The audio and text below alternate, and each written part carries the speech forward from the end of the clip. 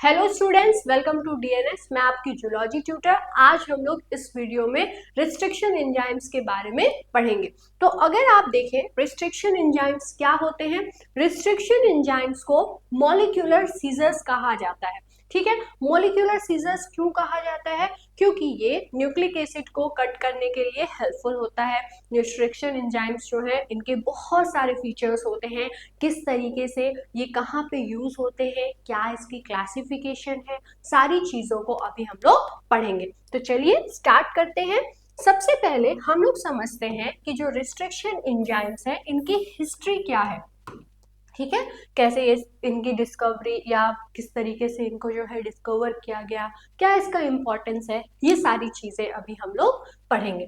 तो सबसे पहले रिस्ट्रिक्शन एंजाइम जो है 1970 में डिस्कवर्ड किया गया था या आइसोलेट किया गया था, और इसका जो नाम था वो था हिंड सेकेंड।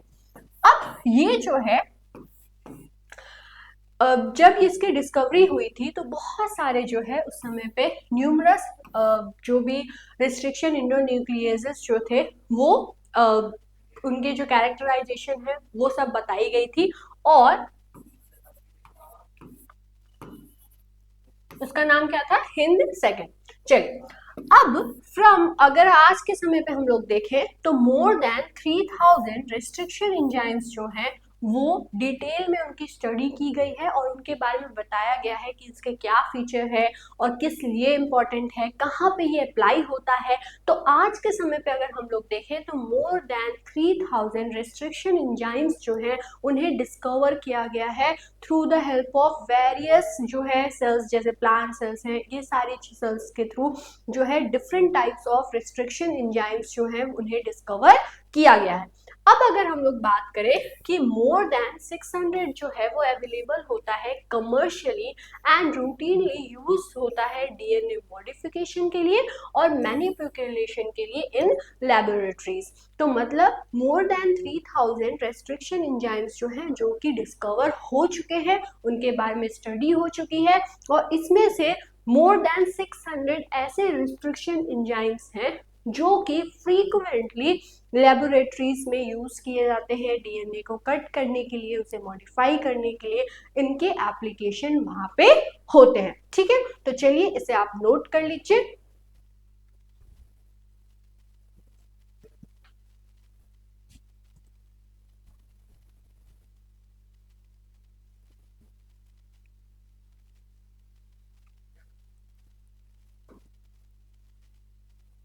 अब हम लोग समझते हैं कि एप्लीकेशन क्या है रिस्ट्रिक्शन एंजाइम्स का। तो रिस्ट्रिक्शन एंजाइम्स जो है वो different ways of manipulating DNA के लिए इंपॉर्टेंट होते हैं कि किस तरीके से डीएनए को कितने डिफरेंट तरीके से मैनिपुलेट किया जा सकता है। जैसे कि ये जो है रिकॉम्बिनेंट डीएनए को बनाने में हेल्पफुल होता है, जो कि बहुत ही ज़्यादा इम्पॉर्टेंट है और इसका एंडलेस एप्लीकेशन है। अगर आप रिकॉम्बिनेंट डीएनए की बात करें तो रिकॉम्बिनेंट डीएनए जो है रिस्ट्रिक्शन एंजाइम्स के थ्रू बनाया जाता है, और रिकॉम्बिनेंट डीएनए का जो है बहुत ही ज़्यादा एप्लीकेशन होता है।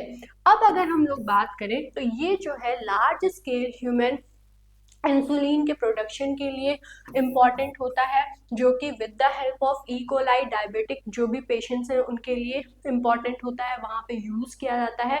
क्यों? क्योंकि ह्यूमन इंसुलिन जो है इनके थ्रू प्रोड्यूस किए जाते हैं। उसके बाद अगर हम लोग बात करें तो हेपेटाइटिस जो है और HIV जो है उसके जो वैक्सीन्स हैं उनके केस में भी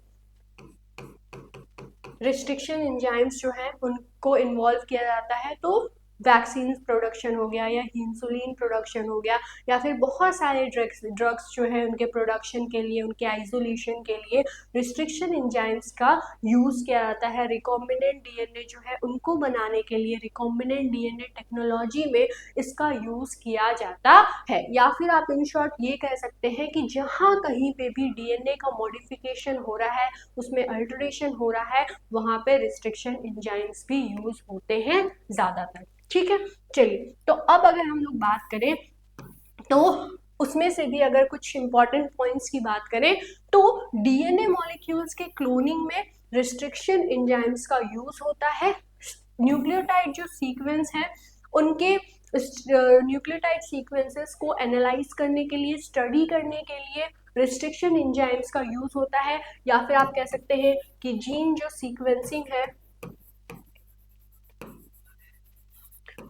वहां पे रिस्ट्रिक्शन एंजाइम्स का यूज होता है। तो ये सारे जो है एप्लीकेशन है रिस्ट्रिक्शन एंजाइम्स के। तो restriction enzyme recombinant DNA technology में यूज होता है, आरएनए जो रिकॉम्बिनेंट डीएनए सेल्स है उन्हें बनाने के लिए हेल्पफुल होता है, इंसुलिन के प्रोडक्शन में हेल्पफुल होता है, और जो वैक्सीन्स हैं HIV के, इन सब के लिए इम्पॉर्टेंट होता है, cloning of the DNA molecule के लिए हेल्पफुल है, साथ ही साथ में न्यूक्लियोटाइड जो है उनके सीक्वेंस को पढ़ने के लिए, एनालाइज करने के लिए इम्पॉर्टेंट होता है, जीन सीक्वेंसिंग हो गया, न्यूक्लियोटाइड स्टडीज हो गई, इन सारी ही चीज़ों में रिस्ट्रिक्शन एंजाइम्स बहुत ही ज़्यादा इम्पॉर्टेंट होते हैं। तो चलिए आप इसे नोट कर लीजिए।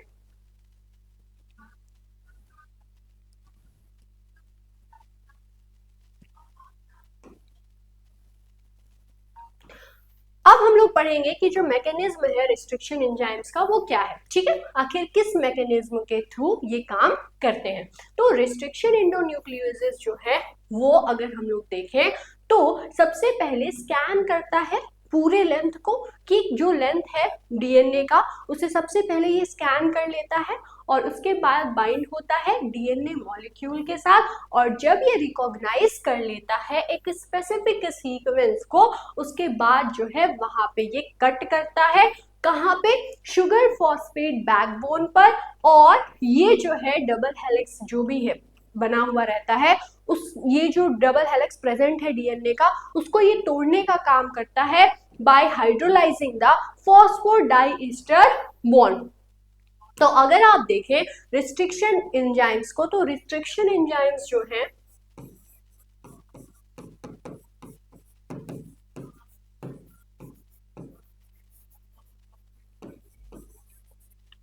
दो तरीके के होते हैं, एक हो गया एक्सोन्यूक्लिएसेस, एक हो गया इंडो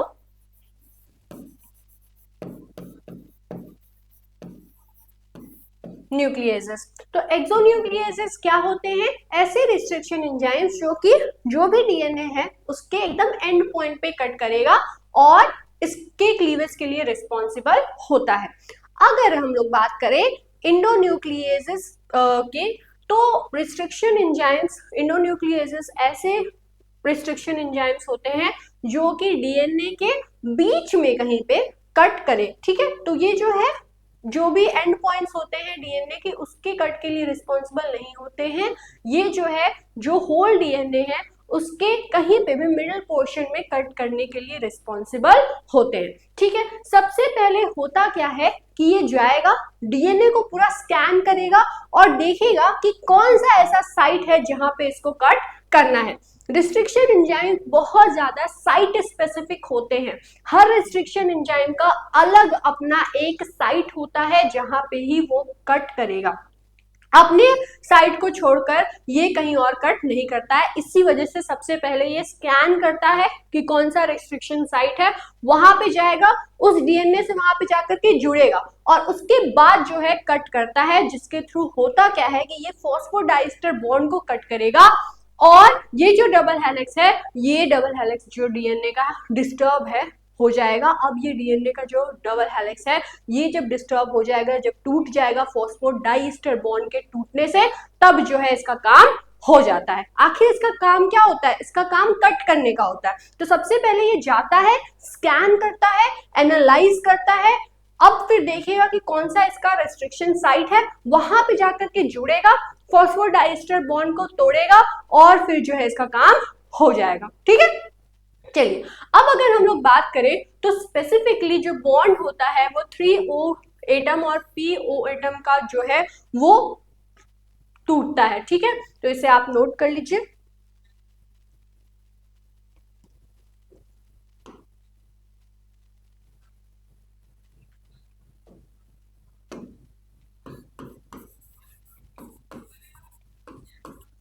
अब हम लोग टाइप्स को पढ़ेंगे कि जो रेस्ट्रिक्शन एंजाइम्स हैं उनकी क्या टाइप्स हैं।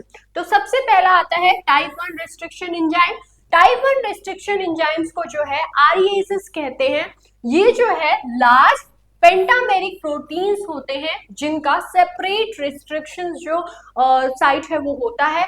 इनके अंदर मिथाइलेशन और डीएनए सीक्वेंस रिकॉग्निशन सब यूनिट प्रेजेंट होता है।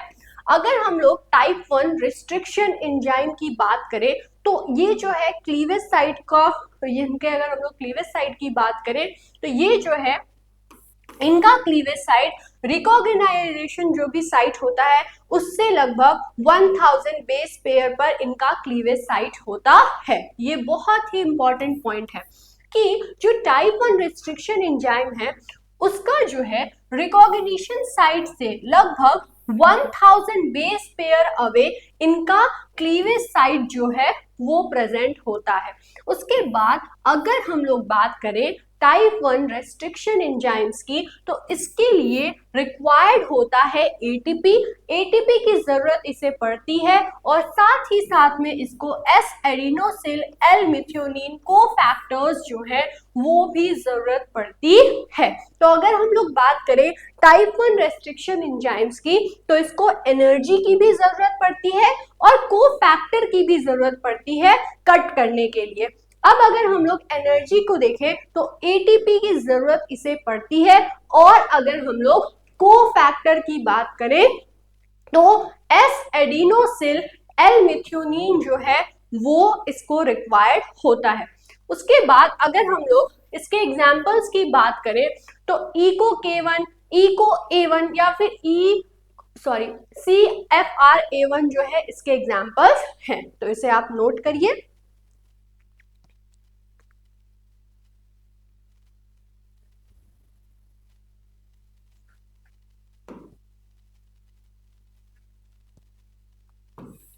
तो टाइप 1 जो रेस्ट्रिक्शन एंजाइम है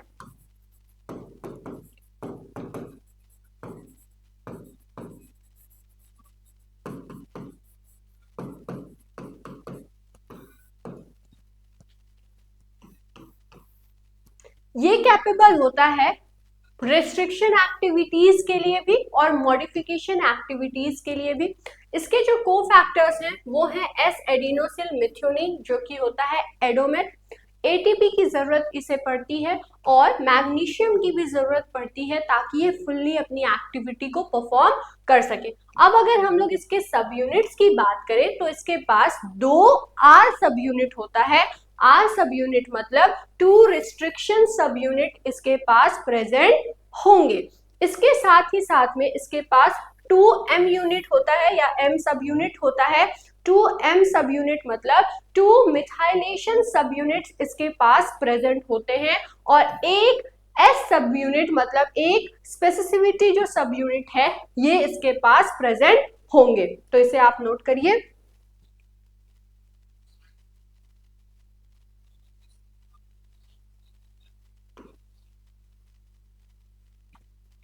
अब इसके बाद टाइप 2 रेस्ट्रिक्शन एंजाइम।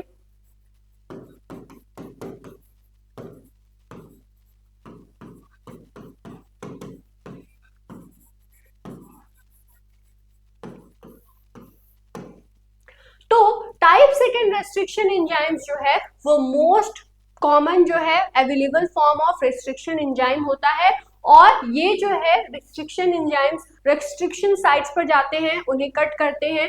अगर हम लोग बात करें इनके कंपोजिशंस की तो इनके पास सिर्फ और सिर्फ एक ही सब यूनिट होता है और अगर हम लोग इसके रिकॉग्निशन साइट की बात करें तो इसका जो रिकॉग्निशन साइट है वो यूजुअली अनडिवाइडेड होता है और इसमें जो है पैलिंड्रोमिक जो भी इसके जो रिस्ट्रिक्शन साइट्स हैं वो पैलिंड्रोमिक होते हैं और यूजुअली 4 से 8 न्यूक्लियोटाइड्स जो है इनके लेंथ में होते हैं। अब आप सोच रहे होंगे कि पैलिंड्रोमिक क्या होता है, ठीक है। तो पैलिंड्रोमिक मतलब ऐसा कोई जो है सीक्वेंस जिसका अगर आप देखें तो आगे से भी वो सीक्वेंस वही हो और पीछे से भी सेम सीक्वेंस हो, मतलब जो सीक्वेंस हो वो रिपीट हो आगे से भी और पीछे से भी। For example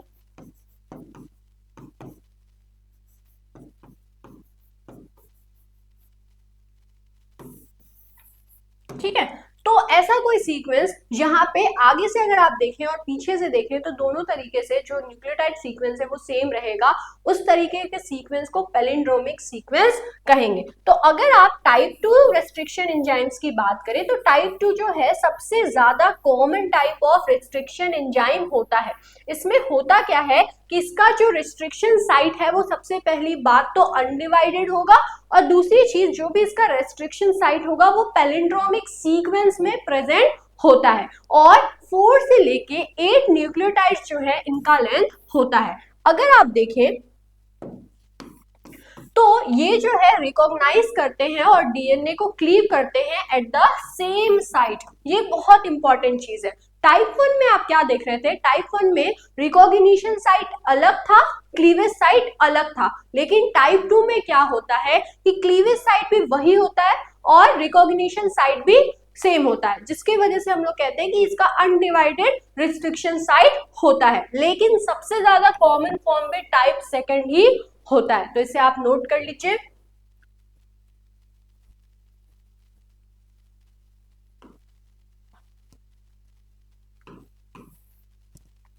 type 2 restriction enzymes की अगर हम लोग बात करें तो ये कंपोनेंट होते हैं रिस्ट्रिक्शन एंड मॉडिफिकेशन सिस्टम्स के।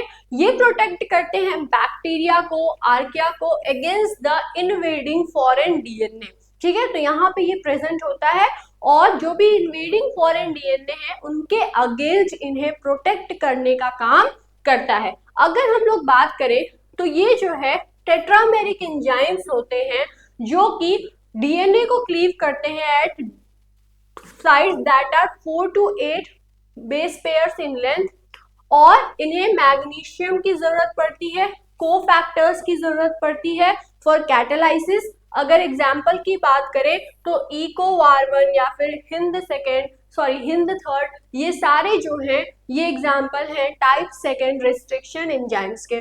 इसे आप नोट कर लीजिए। Type 3 restriction enzyme,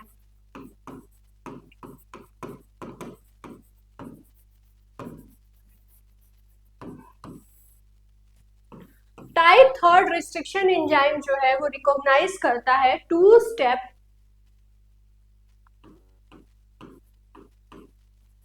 non palindromic sequence that are inversely oriented. ठीक है, तो टाइप 3 रिस्ट्रिक्शन एंजाइम्स जो है वो नॉन पैलिंड्रोमिक सीक्वेंसेस को रिकॉग्नाइज करता है जो कि इनवर्सली ओरिएंटेड रहते हैं। ये कट करता है डीएनए को about 20 to 30 base pair after the recognition site. तो सबसे पहले जो भी इसका रिकॉग्निशन साइट होगा उससे 20 से लेके 30 बेस पेयर के बाद ये जो है कट करता है डीएनए को। अगर हम लोग इन एंजाइम्स की बात करें तो इनके पास जो है मोर देन 1 सब यूनिट प्रेजेंट होता है। ठीक है, तो टाइप 1 में 3 सब यूनिट था, टाइप 2 में 1 और टाइप 3 में मोर देन 1। इसे आप नोट करिए।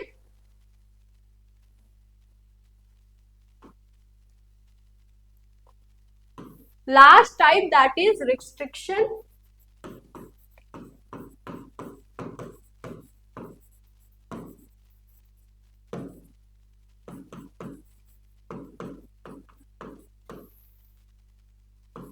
Restriction enzyme type 4। तो ये जो है क्लीव करता है only normal and modified DNA को, मतलब जैसे कि मिथाइलेटेड हो गया या हाइड्रोक्सी मिथाइलेटेड हो गया। ठीक है, इस तरह के जो मॉडिफाइड डीएनए है उनको ये क्लीव करता है या फिर नॉर्मल डीएनए को क्लीव करता है। इनके जो रिकॉग्निशन सीक्वेंसेस होते हैं वो आज तक अभी सही से आइडेंटिफाइड नहीं हुए हैं और इनके ऊपर काम चल रहा है। अगर आप इनके क्लीवेज की बात करें तो ये जो है लगभग 30 base pair away from the recognition site से ये क्लीवेज करते हैं, और ये जो है इनके ऊपर जो है अभी वर्क चल रहा है। इनके बारे में ज्यादा चीजें तो नहीं पता है, लेकिन इतना पता है कि नॉर्मल और मॉडिफाइड डीएनए को कट करने में हेल्पफुल होते हैं, और इनका जो क्लीवेज है वो लगभग इनके क्लीवेज और जो रिकॉग्निशन साइट है उससे 30 बेस पेयर दूर पर ये क्लीवेज करते हैं। तो इस जो लेक्चर है इसके अंदर हम लोग रिस्ट्रिक्शन एंजाइम्स की डिस्कवरी, उनके वर्क और उनके टाइप के बारे में पढ़े, उनके क्या क्या फीचर्स हैं और एग्जांपल्स हैं इसके बारे में हम लोग पढ़े। आई होप आपको समझ में आया होगा। एट लास्ट अगर आपको ये लेक्चर समझ में आया है और आप चाहते हैं कि आपका जो भी सिलेबस है उससे रिलेटेड हर टॉपिक को आप पढ़ें और समझें, तो आप हमारे नवोत्भव बैच को ज्वाइन कर सकते हैं। इसके लिए आपको प्ले स्टोर से DNS एडुकेयर ऐप को डाउनलोड करना है और आप इनरोल हो सकते हैं। इसके अंदर विद इन 3 मंथ आपका जो सिलेबस है वो कंप्लीट हो जाएगा और इसके अंदर आपको लाइव क्लासेस और जो प्रीवियस ईयर क्वेश्चन पेपर्स है ये अवेलेबल रहेंगे। ये सारी चीजें आपके लिए बहुत ज्यादा हेल्पफुल रहेंगी। तो मिलते हैं हम लोग नेक्स्ट लेक्चर में एक नए टॉपिक के साथ। तब तक के लिए thanks for watching this video.